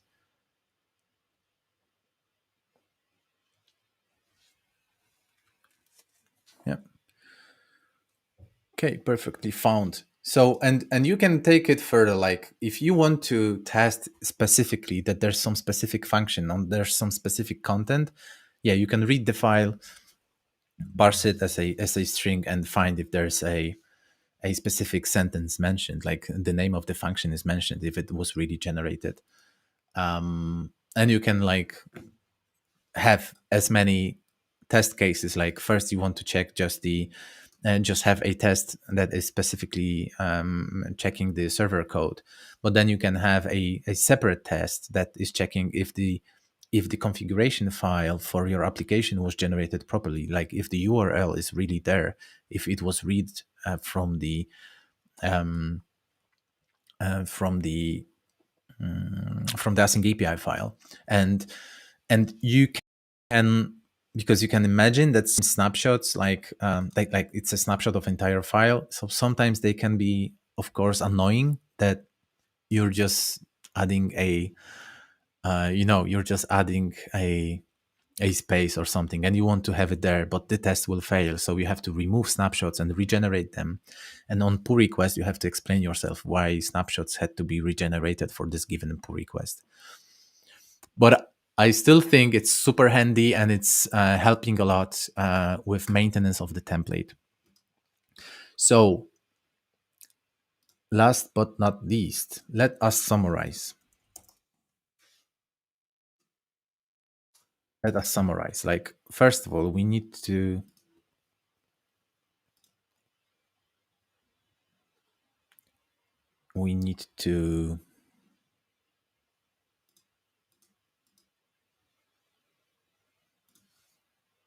wait a second.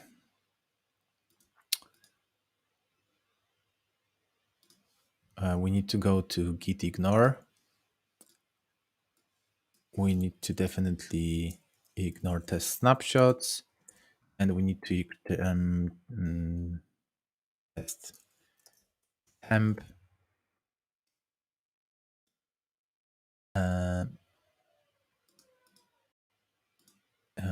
Let me, before I show you, let me clean up stuff a bit.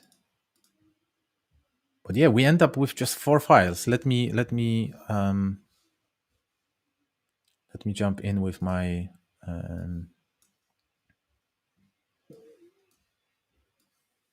yeah. I told you I'm using so yeah, so what you basically need to do to contribute. Oh yeah, thank you. Vim is super cool, but no, thank you. So there are 4 files that you basically have to contribute with first version of like tests in the project, like any code generator. So of course, git ignore, whatever, that's the most interesting. Package lock, it's pretty basic. But yeah, we need generator as the dev dependency. We need Jest. We need node fetch, but not always. Sometimes the async API file will be so specific for a given template that you have to actually have the file locally in your project. So you will not have to fetch it first in your tests from remote location. And rimraf is needed for just for cleanup. So you always have to clean up your temporary folder before you run another test. And the most important is the integration test. It's as simple as that. It's like 38 lines of code. And as I said, like some things like in this template, we can reuse official example. Not every template have this luxury. There are still some things we need to just address. But yeah, you generate a folder where tests go, and then you pass some parameters, you run generator, you check what files have to be checked, and then in the loop, you just check snapshots for every single file that was generated with the template. So I'm not going to open up PR, of course, because there's this issue with package.json I have in Node.js template. that I need to figure out. That's something for next week. But in the meantime, if you'd like to explore the topic and contribute this integration tests like snapshot tests in some of our generators, just please, yeah, go to the